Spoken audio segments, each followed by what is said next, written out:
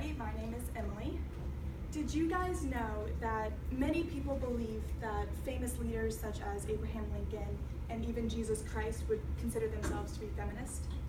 A lot of you probably cringed at that word because you hate that word, and don't worry, I do too. Society has taken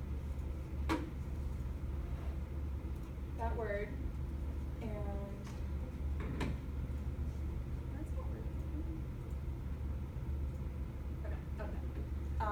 has taken that word and made it very negative and very dirty.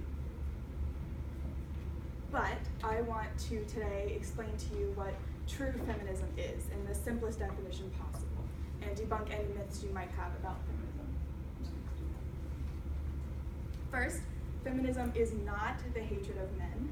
Feminism is not burning bras or refusing to shave, although that does happen sometimes. It's not what it is. It is not the hatred of marrying. It is not hating women who choose to marry and be stay-at-home moms. And it is especially not elevating women above any other gender. The basic definition of feminism is the belief that men and women should have equal rights and opportunities.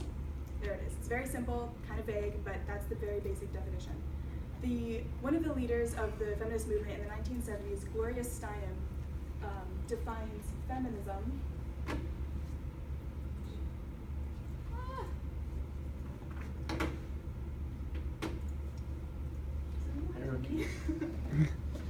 Yeah. She defines feminists as anyone who recognizes the equality and full humanity of women and men. Now, how did we get that definition? Let me go a little bit into the history of the feminist movement. Since 1920 until now, there have been 3 waves of feminism. The first one was very politically focused.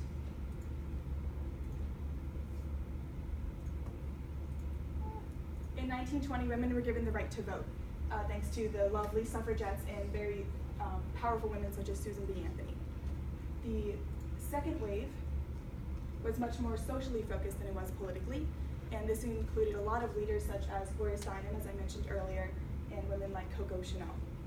In this movement, the Equal Pay Act of 1963 was passed. In the third wave, it was much less politically or socially focused, but much more individually focused. And while keeping the definition that I mentioned earlier, people began to show what feminism is in each individual and kind of define it for themselves.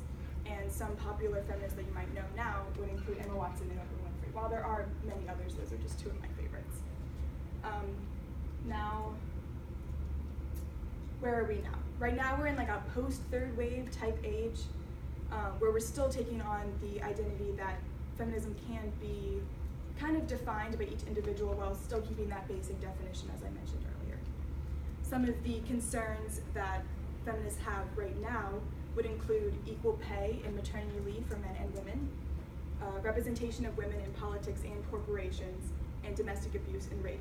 And these go beyond America's borders into other countries as well. The fight for feminism, the movement of feminism is beyond America.